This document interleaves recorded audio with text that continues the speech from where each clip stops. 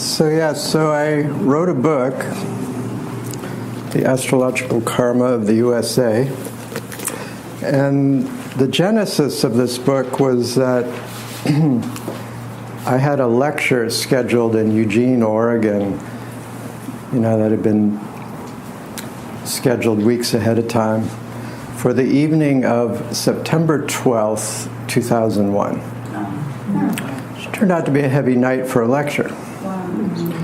And that was when I decided to take a look at the astrology chart of the United States, which I knew existed, but I'd never really studied it before because I'm usually sorting out people and not countries, But on that night, I had to see what is going on. And I was amazed to see what I could see right away. And then I was in Peru shortly after that doing some visionary work, and I got the vision to come back and write the book. Now, but there's a story I like to share about that really kind of illustrates my kind of pulled back, deeper view of political reality. And it's the story of the Hopi Indians in Arizona who, when the white Americans came along, it's like the traditional Hopi Indians have never signed a peace treaty with the United States government. They've never surrendered their sovereignty as a nation. But nonetheless, when the U.S. government came along and they said, well, where you live is now the Hopi reservation. And you have to have an election in order to decide who is going to govern the Hopi tribe. Now, to the traditional Hopis, they couldn't even really understand what they were talking about, because their leaders were always revealed to the elders of the tribe in the kiva during ceremony, and it was always unanimous. And the very thought of dividing themselves into two sides and then fighting against each other, and then the stronger side would dominate the other side, was totally foreign to their whole view of life, let alone government. And of course, they held the election, and 10% of the tribe voted in that election. You can imagine what 10% that was. And this has actually led to an ongoing split between the traditionals and the non-traditionals. But to me, until we get back to where the real elders with wisdom are sitting and receiving from spirit, and it's unanimous, we're going to have a flawed system. A flawed system. Yeah. Now, as Debbie shared in my intro, I'm also a student of Kabbalah. And my teacher, Zeb Ben Shimon Halevi, who I will henceforth refer to as Warren Kenton, that's his English name. He writes his books under his Jewish name. But, he says it is natural that a society will move into a conservative direction and liberal, and that, and the tree of life is very much into balance. The tree of life, my poster here, it's very much related to balance. In fact, in Kabbalah, they say that all apparent evil is imbalance of a good. That the divine created the universe, in harmony and balance. And it's out of our free will that we can throw it out of balance. For example, every sphere on the tree of life has a virtue and a vice. And the vice is the imbalance of the virtue. And a good example is this position here, Gebara, strength, which corresponds to the planet Mars. Each of these corresponds to a planet. And it's really the quality of the higher will. Now, whereas this position here, chesed or mercy, corresponds to Jupiter. And it's sort of the beneficent, generous, kind of higher mind place. It's called mercy and judgment. But Gebara, this higher will, its virtue is courage. That's the virtue of Mars, we could say, in astrological terms. Now, it has two vices: tyranny and cowardice. Well, tyranny is too much Mars, too much Gevora, not enough mercy. And cowardice is not enough Gevora, not enough Mars, too much Jupiter, or mercy. So this is just one way of looking at it. Now, that being said, I am also working quite a bit with information that was, quote, channeled from the Ascended Master Hilarion. Now, personally, I'm not impressed with information just because it's channeled. There's a lot of channeled information I don't buy at all, And I lived in L.A. for 2 years. It was amazing how many channels there were. You'd go to a party and all of a sudden somebody would be on the couch channeling, And I say, in L.A. there's 12 million inhabitants, 8 million with bodies and 4 million without. Of course, that's a place where they just want to turn on the channel. But I'm really a great fan of this information channeled from Hilarion through the mediumship of Maurice Cook in Ontario, Canada. And he does have a book called Dark Robes, Dark Brothers. And he talks about what he calls the dark forces. And he says the dark forces are part of God's plan, because God, the Creator, created everything. And the fact is that this plane of duality where we exist, there's no concept of light without an opposing darkness. And it's the dark forces that test us on our growth towards the light. And obviously there are, manifestations of real imbalance or real, we could say, evil. We couldn't say Hitler was just Germany moving to a conservative swing in the balance of politics, It's like, but it's obviously, those of us who are aspiring to maintain a higher spiritual consciousness, it's a bit challenging to be confronted with some of the political realities of our time. So there's just a few little opening remarks I wanted to share. So first, I have 3 charts I'm going to go over today. But I'm going to spend probably the majority of my time at first just looking at the United States itself. And then we'll look at Mr. Donald Trump. And then we'll look at the inauguration chart, which is, of course, the birth of the new presidency.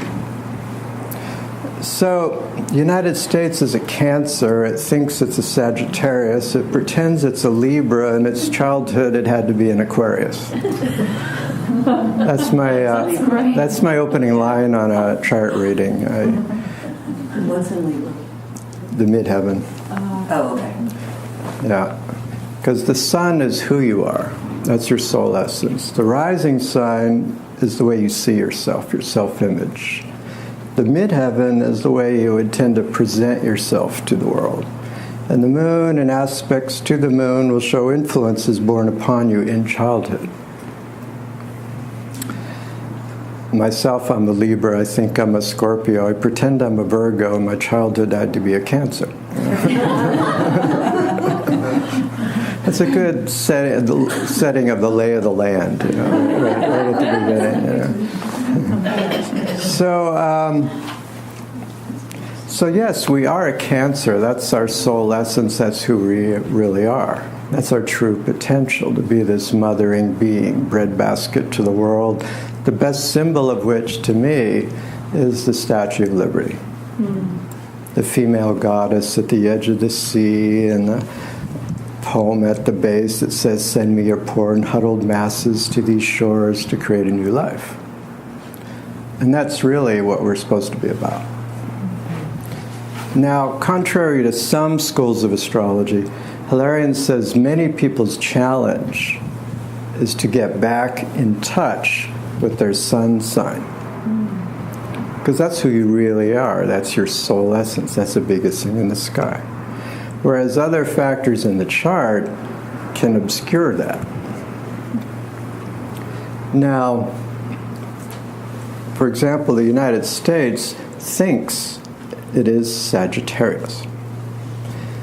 And this is, I'm using what's called the Sibley chart,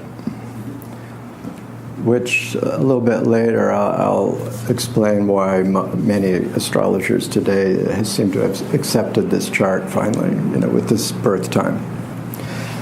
So the Sibley chart, which is, it's based on a chart found in a book published in 1780.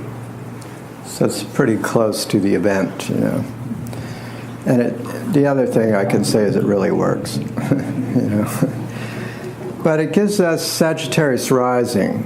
So that's the way we see ourselves. It's our self-image, which has positive qualities.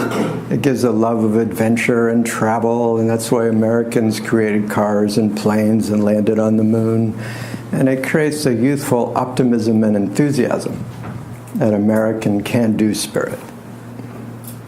But, according to Hilarion, it also gives a self-image of oneself as being honest, upright, and morally strong, whether true or not. Doesn't that sound like us?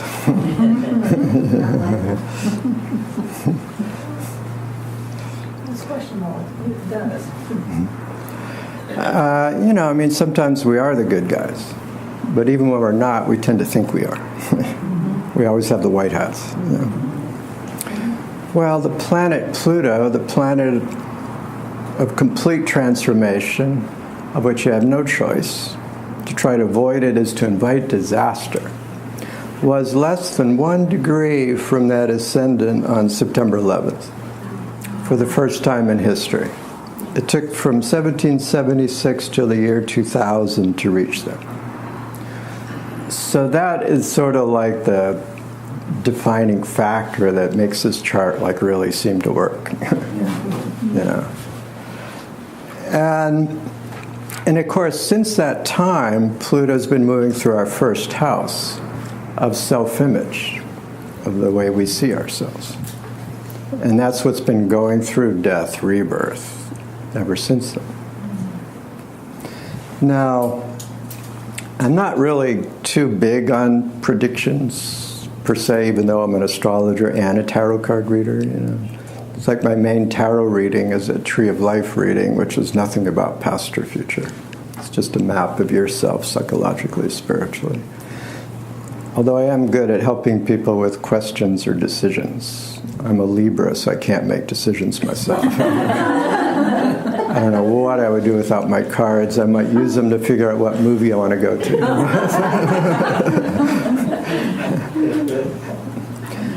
But I made a couple predictions in the book that did come true.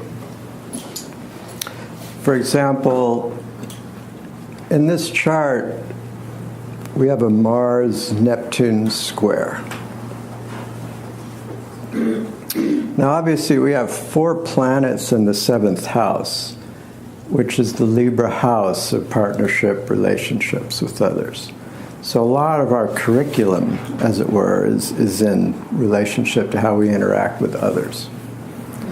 Now, Venus and Jupiter there are very positive. And according to Hilarion, in an individual's chart, that would indicate an eventual happy marriage or relationship. But Mars is not good there. And Mars in the 7th house is where there's a tendency to get into conflict in relationships, and there's a tendency to rush into battle when opposed. And it's square to Neptune, so it's subject to confusion, illusion, delusion, victimhood, and martyrdom. Now, in the 1960s, Pluto, again, was conjuncting the Neptune, which on the one hand was, all the spirituality and mysticism and drugs and music and, and the best music there ever was, I went to Woodstock.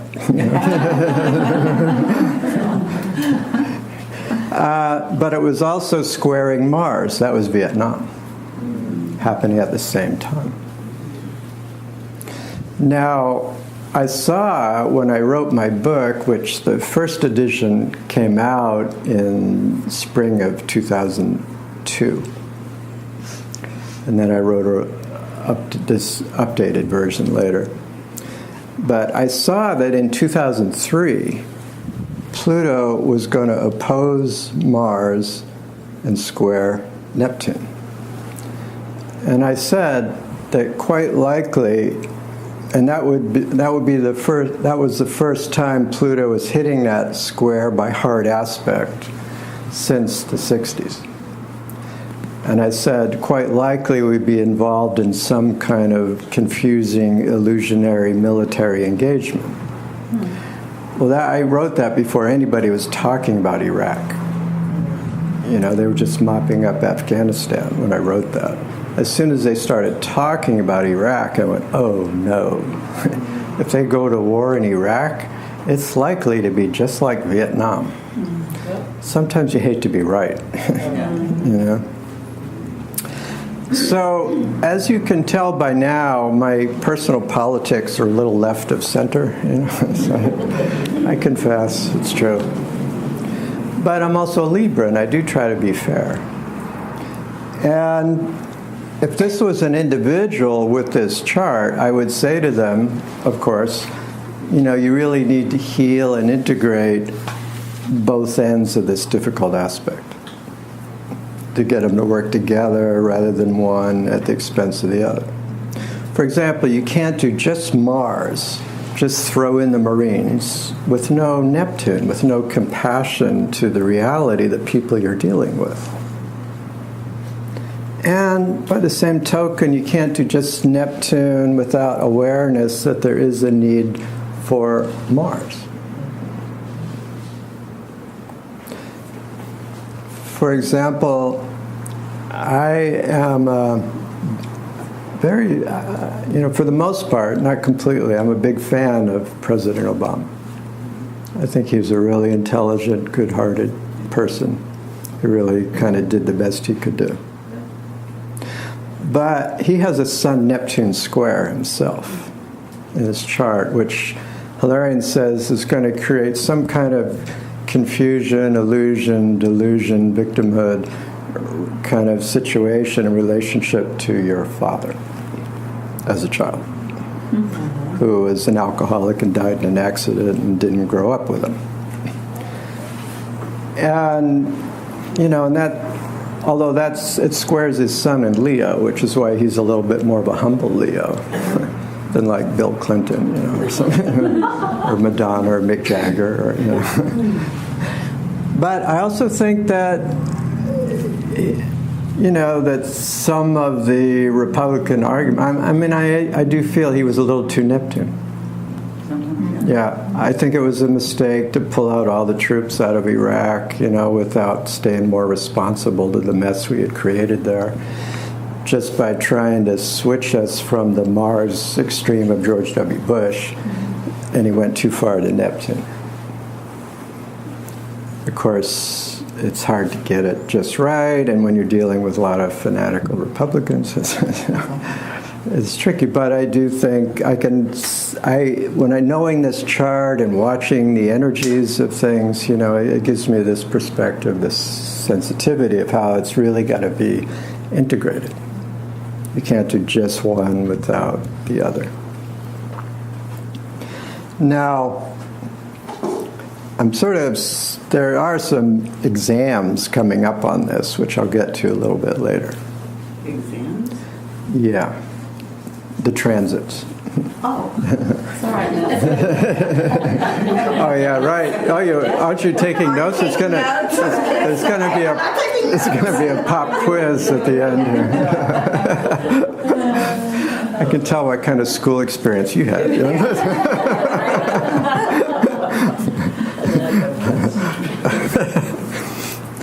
No, that's what I call the transits with my clients. I say those are the current exams, on your curriculum.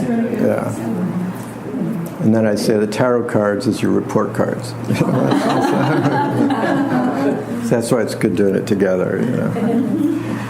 Actually, I find doing astrology by itself depressing. Oh yeah, just to show you what your lessons are and what's hitting you and send you home. It's like, oh. Yeah, with the cards, I can at least show you how you're doing. I can try to leave you on an upper note. So, another thing that's a major challenging aspect. See, even in individual readings, I will tend to start with the difficult aspects, because those are the real flashpoints. And until you've healed and integrated that tension, you have less access to the other aspects. Also, but before I continue, this Mars in the 7th house, it's also in Gemini, which is, puts a lot of powerful mental energy. We have two things in our chart, well, a few things, but two kind of major factors relating to our intellectual nature, and one is very different than the other.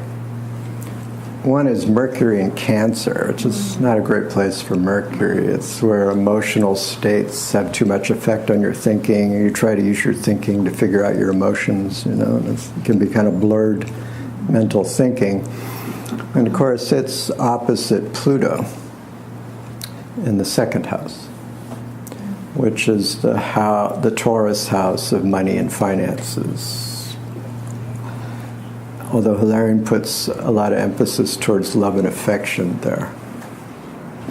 He has a great rap on the sign Taurus. He says someone who is Taurus is someone who has in previous lives developed a quality of love at a very high level. They're ruled by Venus. Right. Yeah. Their challenge is to be able to give that love unconditionally.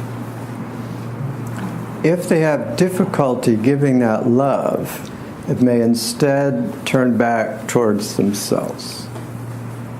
Either focusing on their senses, a lot of Tauruses like chocolate, one of the 5 main food groups, or an overvaluing of money or possessions or material security or nice things, which of course all the astrology books tell you about when you read about Taurus. But they don't so much tell you where it comes from. And it's simply that love, when it can't come out, is trying to come back in. Interestingly, in my own research, I noticed a lot of dictators are all Taurus. Really? Saddam Hussein was a Taurus. Hitler was a Taurus. Lenin was a Taurus. Emperor Hirohito in Japan in World War II was a Taurus. Well, they must have a quality of love, or they couldn't inspire their followers like that. But they have this problem with desiring possessions, like other people's countries, I want Kuwait. I should have given them more chocolate, But I think that helps a lot to give the Hilarion view of the 2nd house. It's like what Hilarion says about each sun sign. When I give general kind of lectures, I'll go through the basic rap for each of the 12 signs, because that's where Hilarion really sets the theme of what that sign is about. And then every planet in that sign or in the house associated with that sign is going to be related to that core lesson. So that's the Taurus rap. So obviously having Pluto there is, that's where we're going to go through a lot of deep growth and transformation. And, and it's why we're the wealthiest nation in history.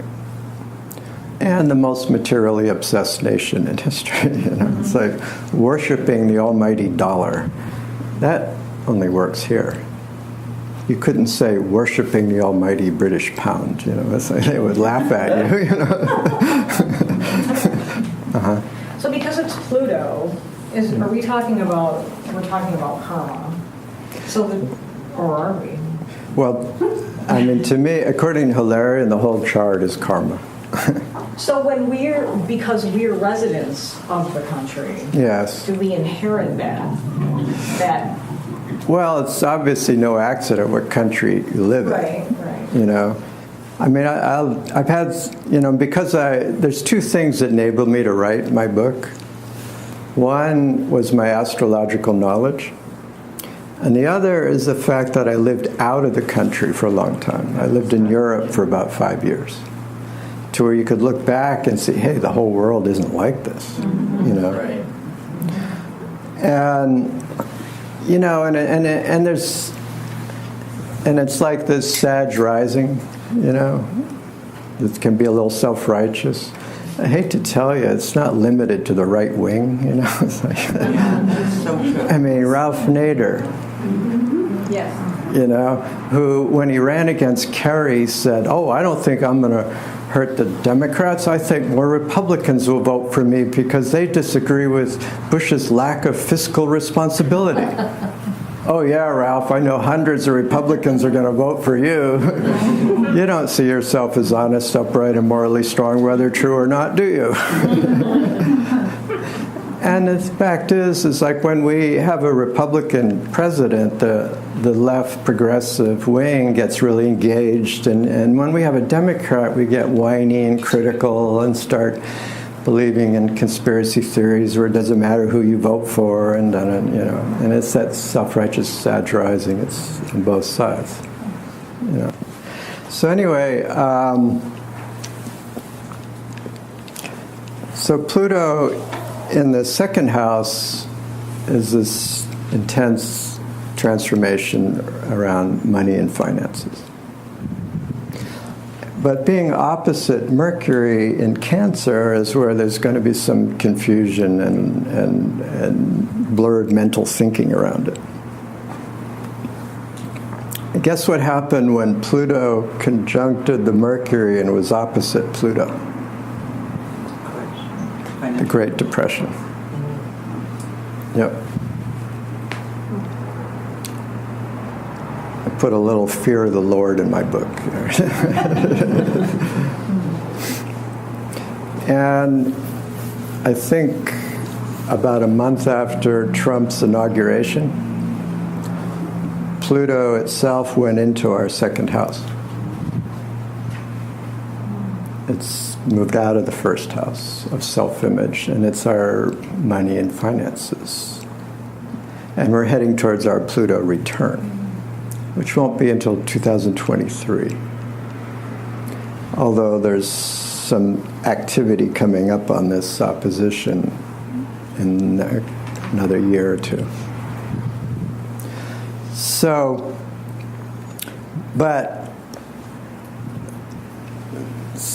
so what we're also looking at there is Pluto in Capricorn. And which, of course, I've been talking about for a number of years since Pluto went into Capricorn in 2008. And prior to that, I made a prediction about it, knowing what I do about the sign Capricorn, which is this. This is what Hilarion says about Capricorn. Although, before I continue, I just want to announce, if anyone here is a Capricorn, you are clearly one of the evolved ones. Just to cover my act a little bit.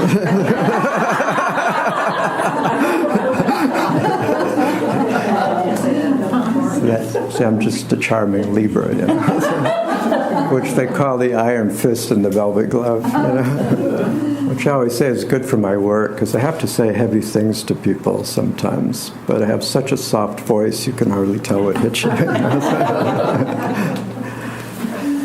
So Hilarion says that someone who is Capricorn is someone who has in previous lives accomplished a lot in material terms and helped other people in material ways. And it gives them in this life a lot of ambition to make something of themselves in the eyes of the world.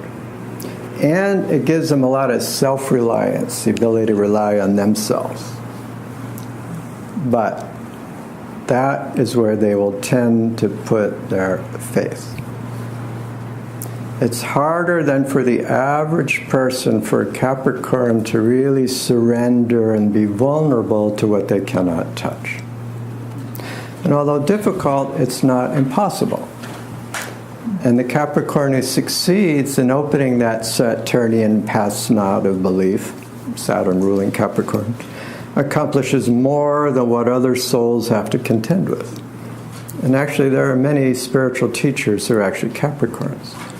But if I go to a party and I meet a guy and he asks me what I do for a living, and I say, oh, I do astrology and tarot card readings. And he says to me, well, I'm a skeptic. I don't really believe in all that. I always go, oh, you must be a Capricorn. 9 times out of 10. Oh, yes, I am. How did you know?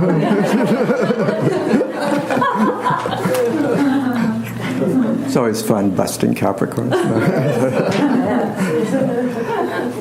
But when I saw Pluto was heading into Capricorn, I said, that is likely to pull the rug out from under any tendency to be overly identified with concrete, material, financial reality for your security and your identity. And it's likely to wreak havoc with the world economy. Well, we all know what happened in 2008. Now, if I had known what shorting stocks meant, I could have made some money, you know. But Pluto will be in Capricorn until 2025. So we're just beginning in this major transformation of the whole world economic system. Now, I did also say quite likely the United States would be a major player in this economic kind of intense transformational or turmoil energy, because the United States itself was born with Pluto in Capricorn. And that was the last time Pluto was in Capricorn, late 1700s. Which was also a period of a major transformation of the world economic system. It was the period of death, rebirth of the old aristocratic, land-based, hierarchical class society system. There was, you know, the rise of the merchant middle class and urban centers, and you know, you could be freedom from just being serfs on the land, you know, and so on. And you know, and it was in the 1700s that the first corporation was born, the Dutch East Indies Company, who wanted us to pay tax on their tea, you know, leading to the true Tea Party. You know. Funny how these things come back, you know. But now, obviously, corporations is a large part of the last 200 years, you know, and the reality in the world and the structure. But now, obviously, they are in need of death rebirth. I mean, when I wrote my book, I had no idea what a subprime mortgage was, let alone a credit default swap, you know. And the one lens I could use, that the writing was on the wall, that we need to transform the way we live materially on this planet, was global warming. There's nearly 8 billion people on the planet, and except for a few hippies, they all want to live the American dream. They all want their own big house, their own car, that, you know, what's wrong with this picture, you know. It's like, it's not going to work the way you're looking at it, you know. So obviously there needs to be some transformation. And so this is like, it's the deeper level backdrop, in a way, with Pluto, to what's going on the surface everywhere else. Now, to put in a little bit of a more positive, lighter note, we do, again, I mentioned we have some really positive aspects to this Mars-Venus here, to our moon in Aquarius. And according to Hilarion, the moon and aspects to the moon will show the influences born upon you in childhood. He has an interesting rap about the moon, because he was posed the question, which is paraphrased as nature versus nurture, the debate of which has a greater influence. The innate qualities of the soul or the genetic blueprint of the entity, or the social, cultural, environmental impact in early childhood. And he says they're equal.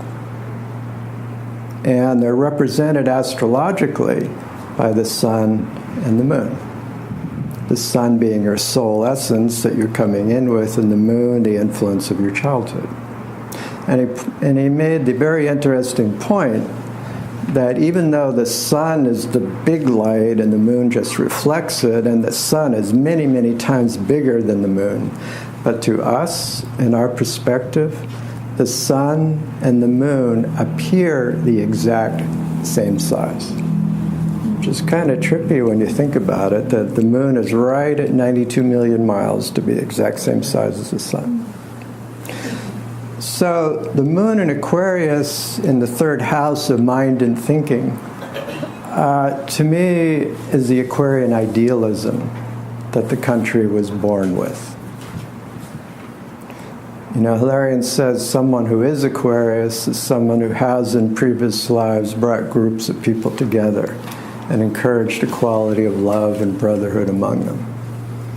And the Aquarian has a connection to that universal love for everybody, which he says makes them, in many ways, ahead of their time. It's like the world's not quite ready for that kind of openness.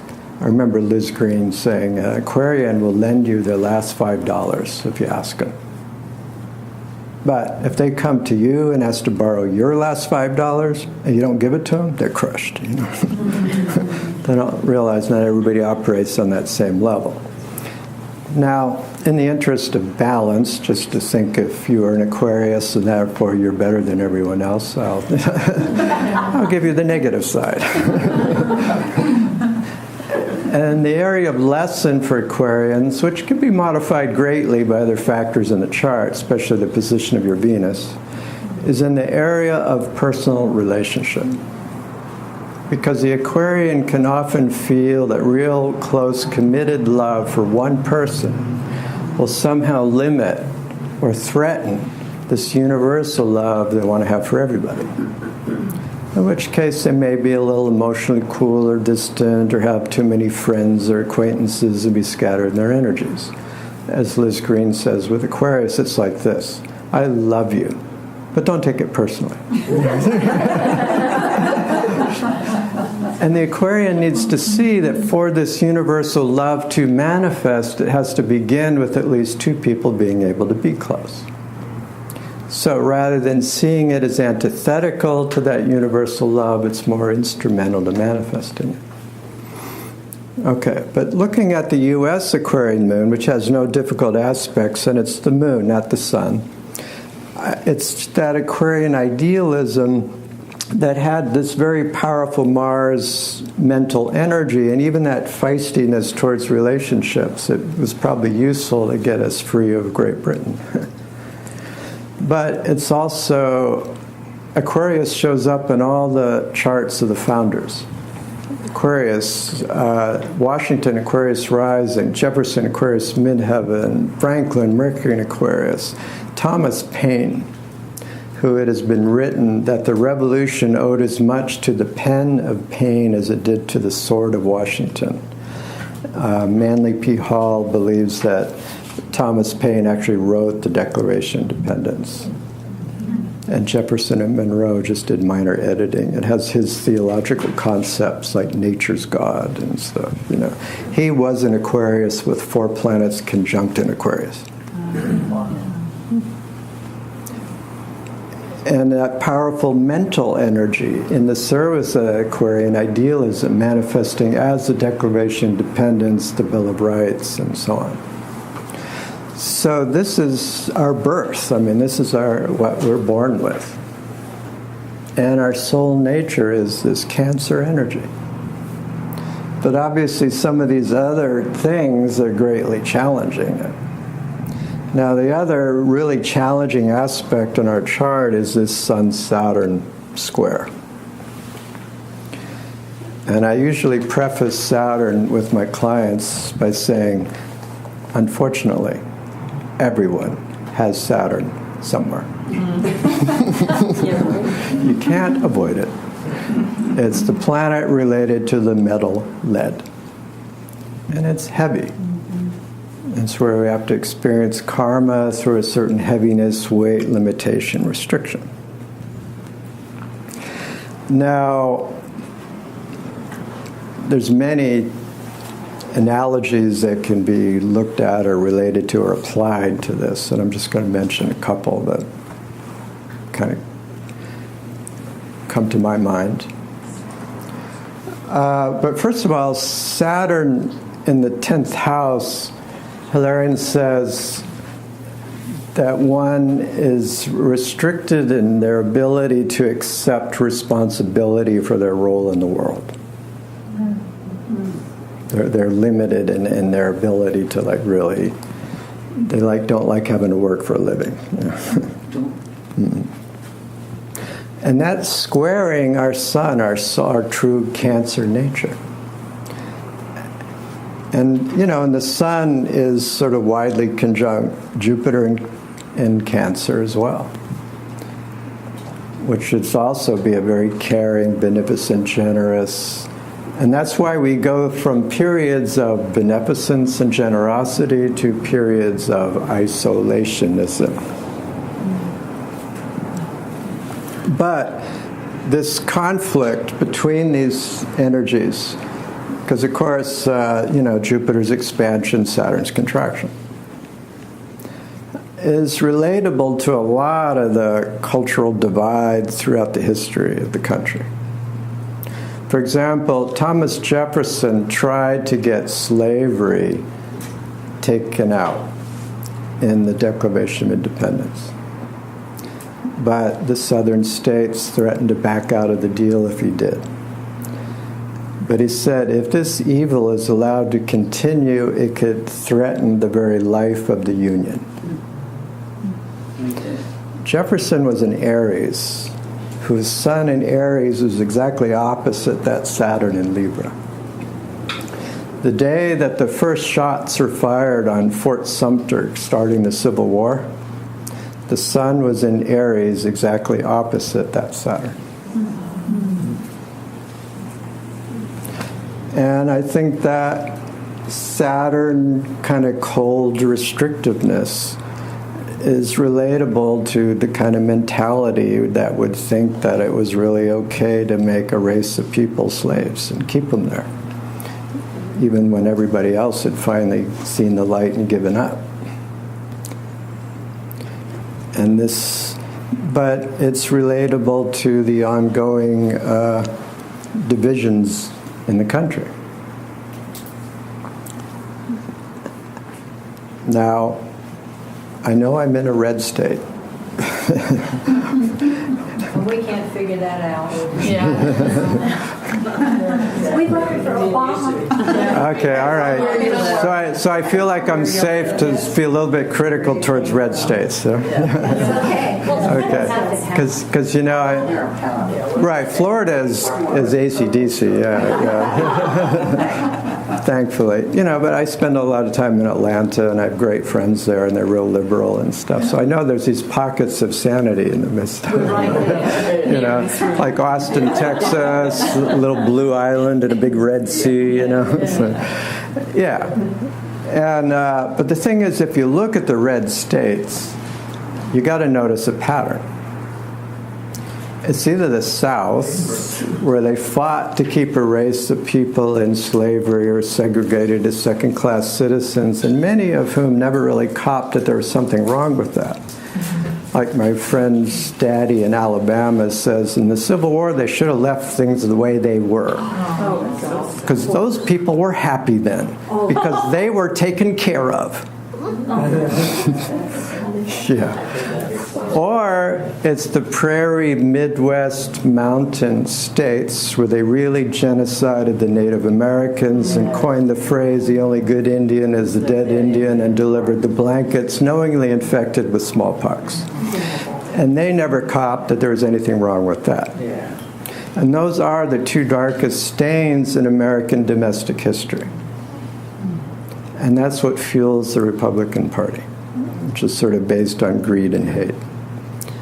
People that don't want to give their money to someone that might need it more than they do, and they always got to have someone to hate. See, because Sagittarius wants to be passionate.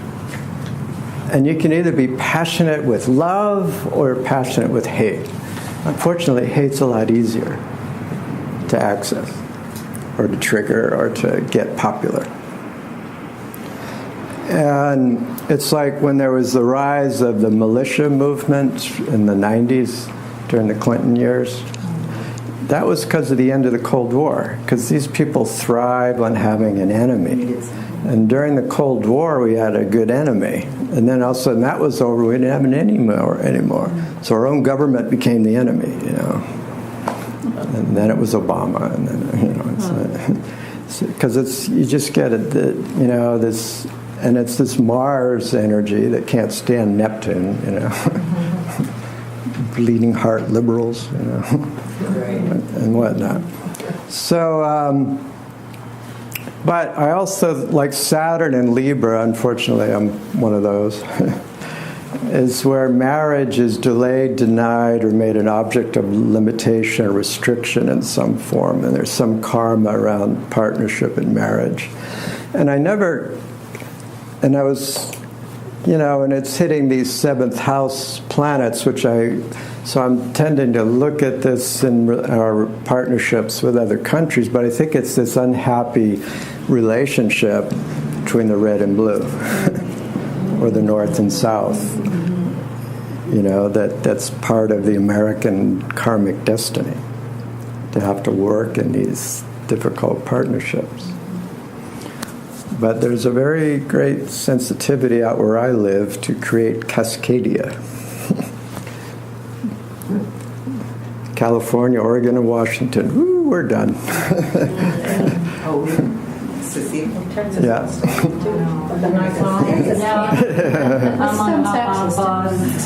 Right. Yeah, there's a great book that came out in the 70s called Ecotopia by Kallenbach. Where that happened, where Northern California, Oregon, and Washington have left the Union, and the first time in 20 years a journalist is allowed to come in and see their new society. And, you know, and it's a very cool book. So the idea's already been out there a long time, you know. Yeah. So anyway, but in the meantime, we've got this difficult marriage partnership that we've got to work it out somehow. And the thing is, when you have a difficult Neptune aspect, it will tend to create what I call the victim-victimizer program. Where if you don't want to be a victim, you have to be a victimizer. If you don't want to be a victimizer, you have to be a victim. And there's no way out, except one. There's only one way out of that. And that is the positive side of the planet Neptune, which is unconditional love for yourself and for others. Total forgiveness for yourself and for others. And spiritual faith, trust, and surrender, to where there are no victims or victimizers. Just little boys and girls doing the best we can, including Donald Trump, even Steve Bannon. Right, yeah. No, any difficult Neptune aspect is going to tend to create that, or a Pisces aspect. Either one is going to tend to create that, which is a major part of what just happened in our country. Because, as many of you know, last year, one of the big astrological dynamics going on was a Saturn-Neptune square. And so, which was affecting the whole world. And there was all this victimizer program going on, whether it was Brexit in Britain or President Duterte in the Philippines, or, it's like, where people felt like they were a Neptune victim, which gave them the right to put in their own strong man or change the rules in the Saturn way to make everybody else victims. Well, Saturn was right on our ascendant last year, our self-image, the way we see ourselves. So there's this heaviness on this Sagittarian, feisty, fiery, self-righteous energy. And it was all over the place, Trump, Bernie, it's like there was this strong, passionate energy that's fighting against the Saturnian restriction. And I had compassion for people. See, I live in the state of Washington, which is very blue, and I hang out in Seattle, where they say they have it's a two political party system there, Democrat and Socialist. But I live in the red part of the state. It's like sometimes I would go, who could vote for Donald Trump? And then I'd walk into Walmart and I go, oh, that's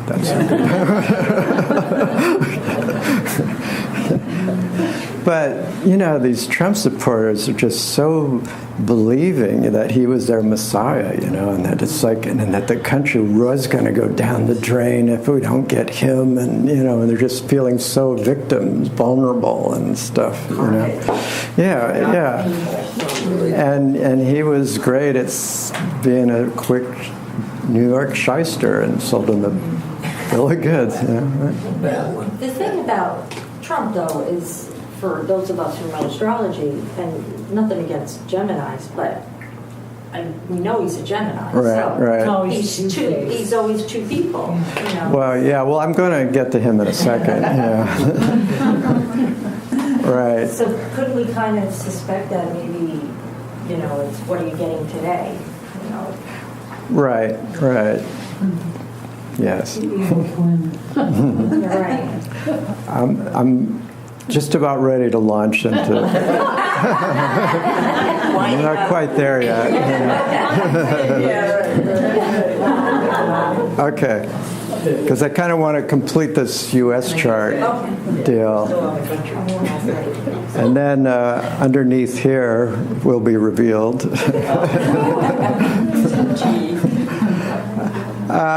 But the thing is now this year, Neptune is going to start to square that ascendant out of our third house of mind and thinking. I mean, it's already there in influence.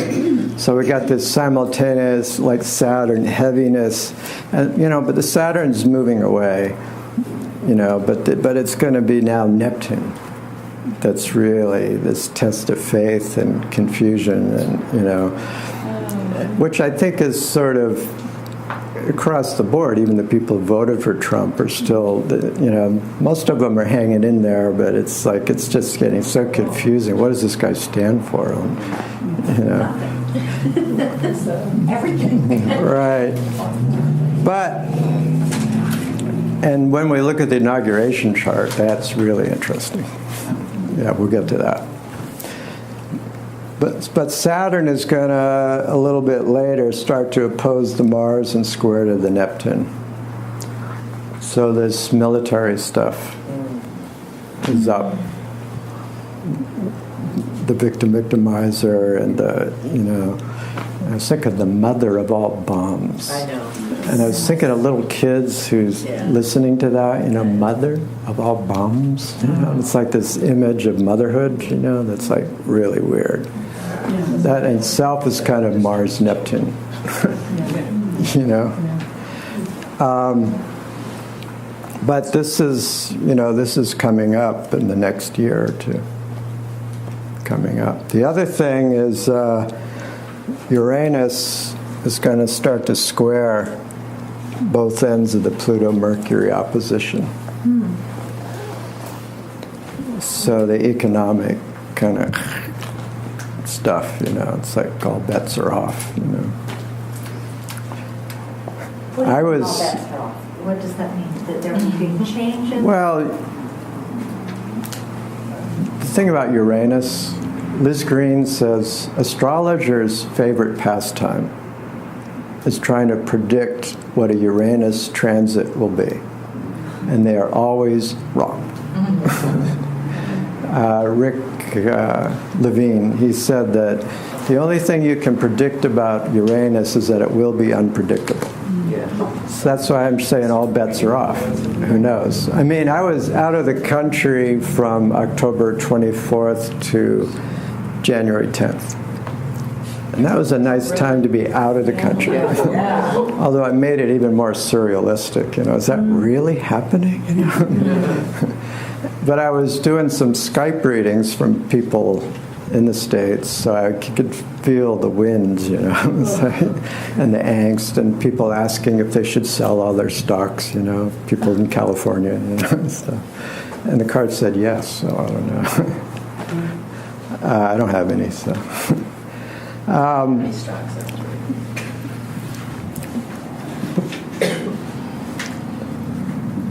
Yeah, and there's a lot of things you could look at with the Mercury-Pluto if you look at Mercury in the 8th house, because that's also related to homosexuality and abortion. And those... What is Yeah, the way I interpret it in this chart in the 8th house, I think it's the intensity around homosexuality in the history of the country and abortion. Because the 8th house is the house of sex, birth, and death. And I've seen many clients dealing with abortion with movements or placements in the 8th house. And, Hilarion has a rap on the karma of abortion. He says that the opportunity to incarnate here in a physical body is a tremendous opportunity for a soul.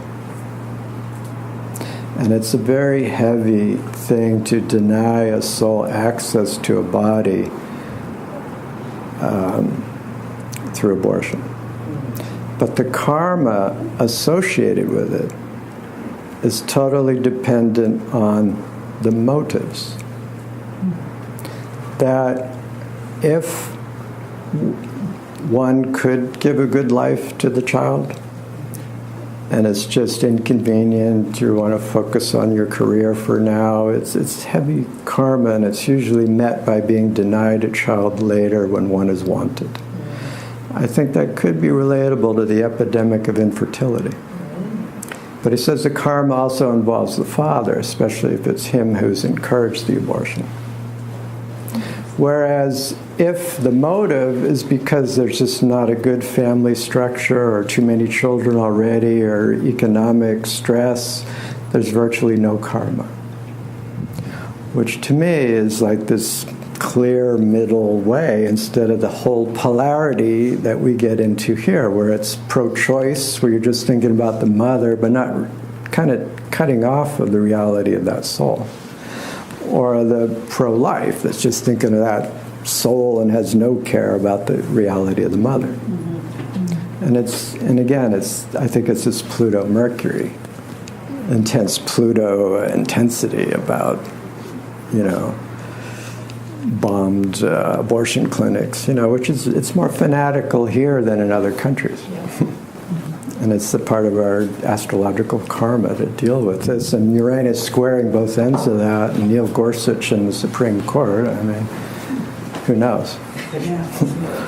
So like I said, and And the whole gay marriage thing and transgender and stuff, and Trump's already throwing curveballs at that, so who knows what Uranus affects. See, at that point, Uranus will have gone into our 5th house of parent-child relationship and love affairs and stuff like that. Now, our progressed sun, however, the day after the election of Bush versus Kerry, went into Pisces, the day after.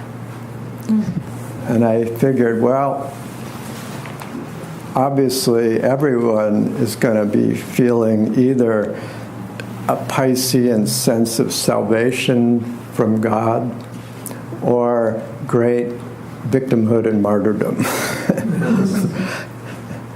Unfortunately, my side got the victim martyr. But Pisces it's moving into harmony with our Cancer planets. It's like in coming years, it's going to move into a trine to our Sun in Cancer and help to reconnect to what we're really about. And in fact, Hilarion has an interesting book called The Nations, which these books are mostly out of print now, but I've been making them into ebooks on Amazon. You can get them downloads on Amazon. And Nations is one of the ones that's finished. But it's where Hilarion gives the specific karma and lesson and possible destiny of 25 different countries in the world. It's very interesting. And as usual, he doesn't pull any punches. He just, it's like the astrology. I got a hold of it myself a month after my divorce. I was already having to be honest with myself, and it felt like it just nailed me to the wall. But it was good. It made me cop and go, yep, this is my stuff. I promise to try to do better, and I will stop blaming life or other people for it. Of course, I could look at my ex-wife's chart and go, I told you so. I have a couple things in Virgo, But in this book of the Nations, he says every country has lost her something, some quality she once had. The only country in there which has not lost some positive quality of herself was Tibet. Mm-hmm. He says Tibet has lost her body, her physical body. But she has not lost her sanity, her compassion, her majesty, her greatness, He says America has lost her generosity. That she was once a country that did care about those less fortunate than her, and allowed poor immigrants to come here to build a new life, and not just those with tech skills, and helped to rebuild Europe after World War II with the Marshall Plan. And now a blindness has crept into the American mentality, and she's closed her doors to those that are less fortunate than her. And although she herself will be spared the real heavy tests in what he calls the tribulation years that are coming until near the end, that during this period of testing and trial on the earth, that this blindness will come off. And she will once again give of her wealth and her riches and come to the rescue of other nations. And in the New Age, she'll be a great leader of truth and justice for all. And that is the positive vision I continually try to hold on to. And during the Obama years, it was a lot easier. It's going to happen before 2020. Well, actually, I have another hidden chart here to show you. That is going to be my ending statement. Please. Because I found the date for the beginning of the New Age. Are we all going to be alive? We'll get that. Yeah, I think most of us. So, Celebrate that.